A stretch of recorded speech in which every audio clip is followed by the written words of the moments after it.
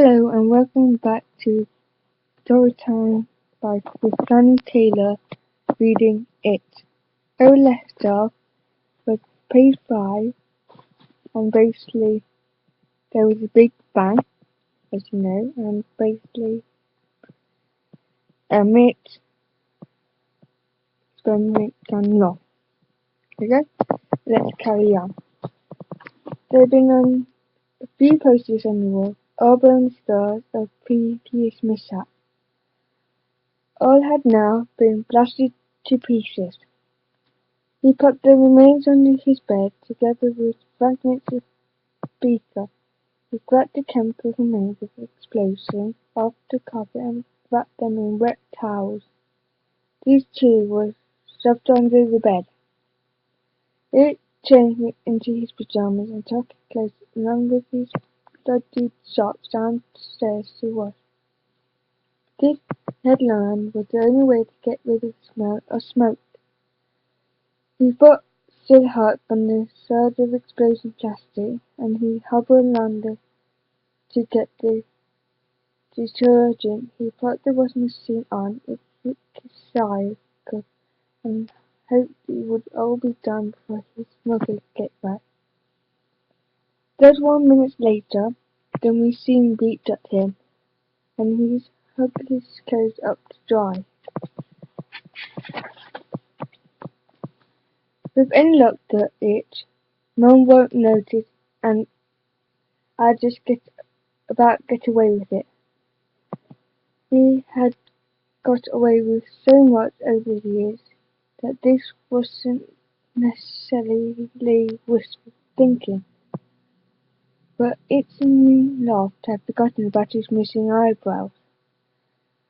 Jude arrived home just after 11:30. Though she often had to work weekends, this was late even for her. Ace had been in bed for 20 minutes but was nowhere near sleep. He always took his brain a couple of hours to shut down anyway. But tonight, he was lying in the dark room, increasingly aware how much it stank. Even with the window open, and it had been open for 2 hours since the explosion. There really was no escaping the smell of burning the sewers. He was annoyed with himself for many reasons. Mostly because he used too much of the accessories collected from a couple of old sit flares. Too many match heads as well, and maybe unbalanced, mixing them up with a screwdriver had been one of his most stupid ideas.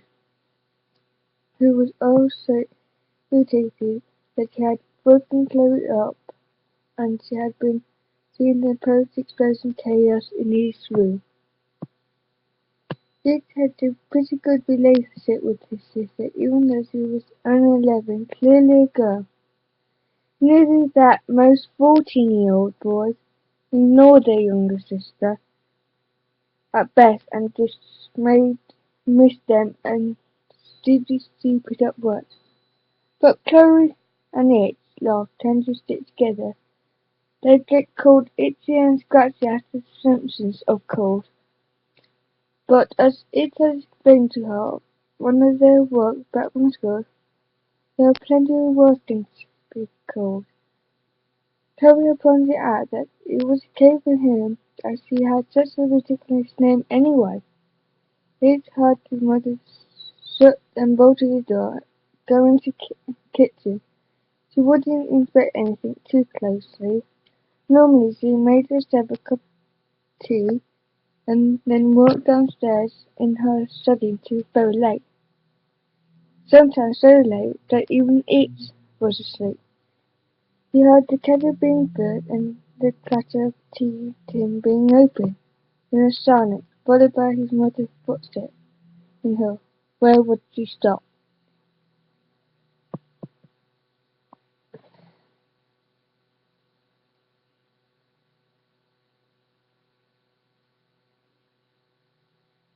It tensed. He could hear sniffing. His mother was coming up the stairs, still sniffing. Smell of burning mistress in his room had been so strong he had noticed that the whole house was filled with a stench. True paused outside its room. She waited all of 2 seconds before opening its door. Slowly at first, then, as a still powerful blood hit her nostrils, she opened it fully. The landing light shone into the darkness of his bedroom. It was lying on his side, with his back to his mother, curled up in the classic fertile position, quite where he was working to get through this practice, he wasn't sure.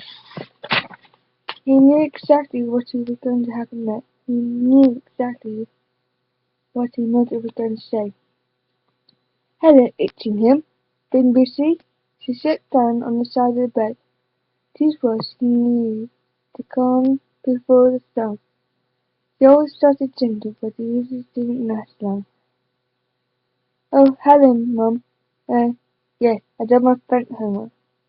Though I wasn't thinking of the homework. I was thinking of the smell of bonfires. With us we nowhere near the 5th of November, almost certainly means he had another accident. His mother got up and turned on the light. It had made a real job of cleaning up, but he hadn't tolerated on late night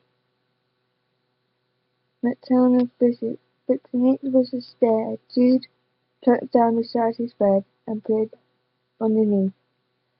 Okay, I know that was shorter than last time, but I don't really have time to read anymore.